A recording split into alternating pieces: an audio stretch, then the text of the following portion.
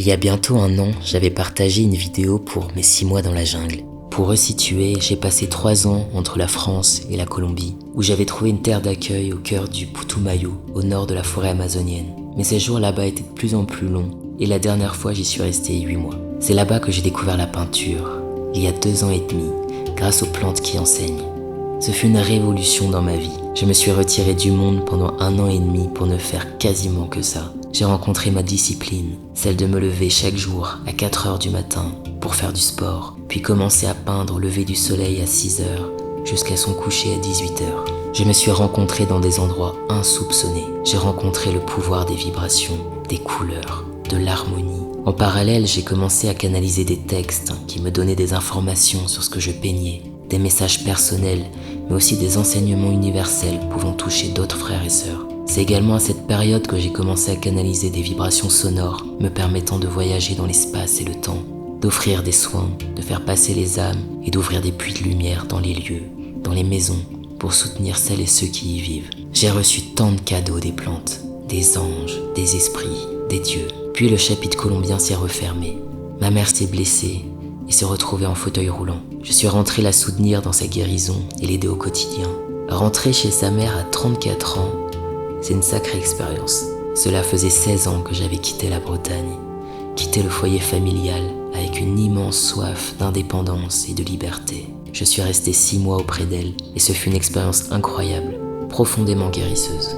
J'ai rencontré à nouveau ma mère et elle m'a rencontré aussi. Quand j'ai quitté le foyer, je m'appelais Amandine. J'habitais un corps féminin. Je suis rentré à la maison en m'appelant San, avec une barbe et des muscles.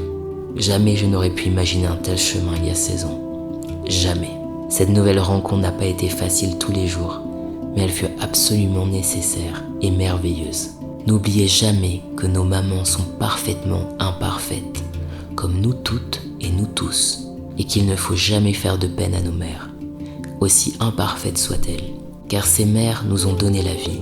Elles nous ont offert cette opportunité absolument merveilleuse de vivre l'expérience terrestre, aussi difficile soit-elle, aussi belle soit-elle. Prenez soin de vos mamans, toujours. Puis, un beau matin, je me suis réveillé d'un rêve avec un message extrêmement clair. Il était temps pour moi d'aller rencontrer les Shipibo au Pérou. Et maintenant, cette urgence intérieure était très forte. Je suis parti 1 mois plus tard, sans billet de retour, ouvert à ce que la vie avait prévu pour moi. J'ai passé 1 mois à diéter l'arbre maître du Renaco Blanco, l'esprit de l'amour, qui m'a partagé des enseignements précieux sur le pouvoir de l'amour.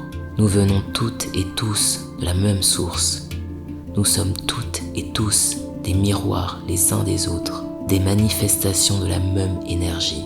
Je peux me reconnaître en chacun de vous, et vous pouvez vous reconnaître en chacun de vos frères et sœurs, sans distinction. J'ai appris que l'amour neutralise tout, le mal, le temps, la mort. La seule vérité dans ce monde est l'amour, cette force créatrice présente en chacun de nous. Cette force unit le féminin sacré, le masculin divin et l'enfant intérieur, tous présents en nous. Le chemin est de retrouver l'équilibre entre ces 3 forces pour rencontrer en soi l'harmonie et la paix intérieure. J'ai compris que ma vie est un chemin de liberté et d'équilibre.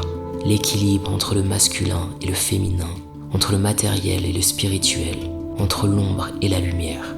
La liberté, c'est se libérer de toutes nos pensées, de toutes nos croyances limitantes sur nous-mêmes et sur la vie.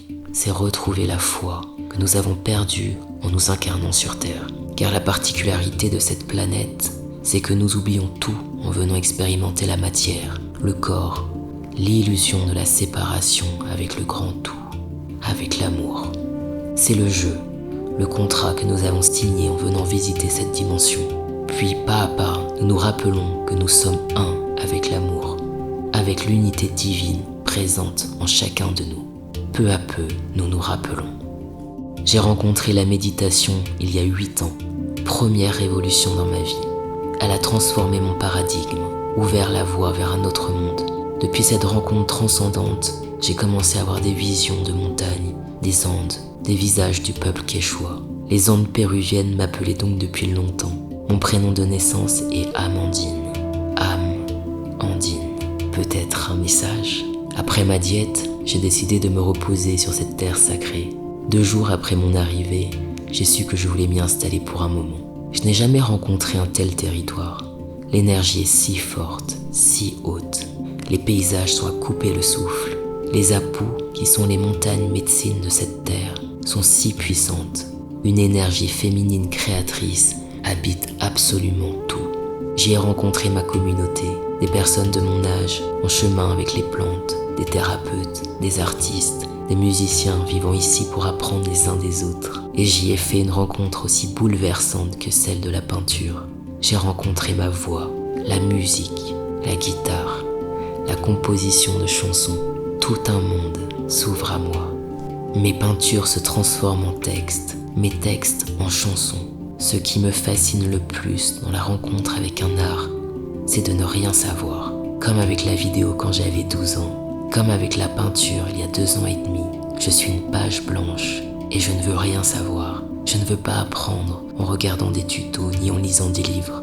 Je veux apprendre par moi-même, par l'expérimentation. Apprendre de mes erreurs, faire de mes erreurs de nouvelles techniques, de nouvelles œuvres d'art. C'est cela le chemin de l'apprentissage. L'erreur n'existe pas, seul l'apprentissage existe.